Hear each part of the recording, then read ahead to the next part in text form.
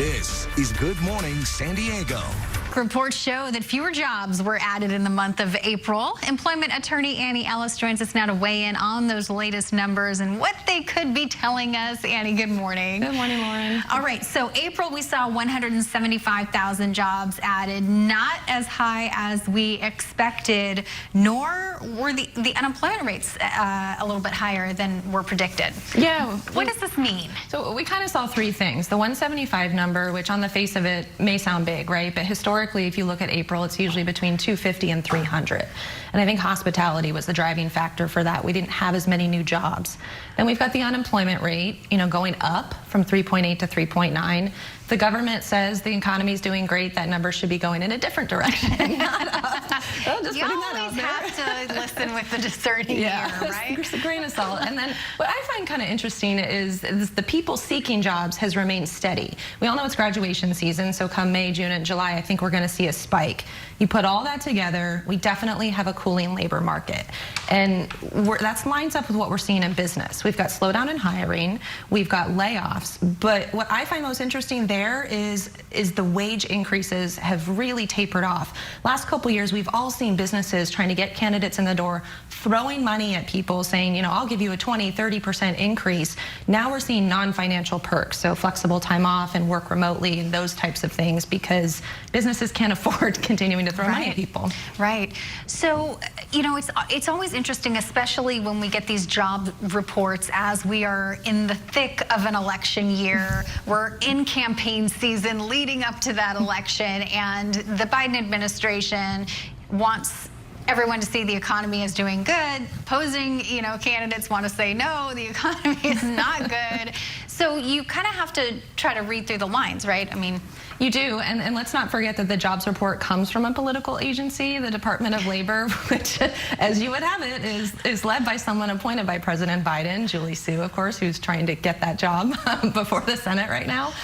So yeah, you do have to take it with a grain of salt. I think you can slice and dice these numbers in a lot of different ways, but the hospitality thing, I don't want to overlook that. That was huge, because this is the time of year where we see that surge, and travel is at an all-time high. I don't know about you, but I got a couple of trips planning, and I hope my hotel is fully staffed when I get there. Yeah, I mean, we are getting into the peak of that summer travel season, so we would have expected a lot of these industries to be hiring more people on, and yet we didn't see that. Nope.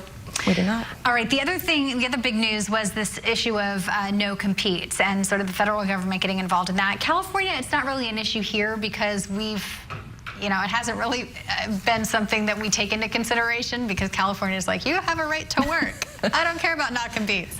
What should we read into the federal government getting involved there? Yeah, California is always big on lots of laws. Well, big news on April 23rd, we had the FTC and the DOL put out big rules. So on the non-compete front, the thing that I think most impacts us here in California, making this a nationwide rule. Of course, a non-compete is you leave where you're working, you can't do that for 12 months in that area or something to that effect. But this applies to contractors too, not just employees. And so contractors is a big thing in California right now with gig workers and Uber and all of those. And so I think we're going to see some shift there, but the cynicism in me, a litigator, I think it'll get challenged in court and probably won't take effect for a while. So not too big of an issue for workers here. I don't think so. Okay. Anything we should be taking away from this number as far as it relates to maybe interest rates? Well, they say that, they held interest rates, and that's why the jobs report was, quote unquote, so great. There's lots of air quotes around that. And they're saying that interest rates are going to go down, right? I mean, that seems to be the trend that it's going toward. So my hope is that we'll see a taper off on these wage increases continuing, because I do think that needs to happen, and then hopefully a spike in hiring again, because there's a lot of folks looking for jobs, and it just seems like really tough to get one, especially if you're just getting out of college.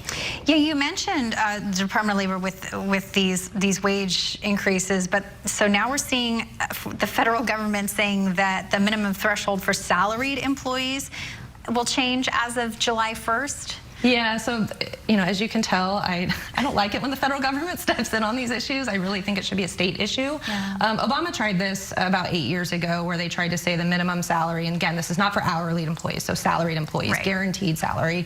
It's right now $35,000 at the federal level. It's going to go up to $43,000 on July 1st, and then $58,000 on January 1st. I mean, that's a big jump. I think I did the math, and I'm not a mathematician, but it was something like a 40% increase, and I was like, well, that's a good year for some people. But I think we're going to see schools get hit the most. You know, nonprofits and schools, because those are the folks that do pay salaries, you know, teachers, for example, but don't necessarily have the budget to pay something, you know, significantly higher. So we might see, you know, rise in tuition cost if it's a private school, or other budget cuts if it's a public school down the road. All right, that could be something to watch, and the trickle-down effect of what's to come with that. Yeah. Annie, thank you so much. Always appreciate your interpretation of these numbers for us. We're like, they're great. No, they're not. What? Appreciate it, as Thanks, always. Lauren.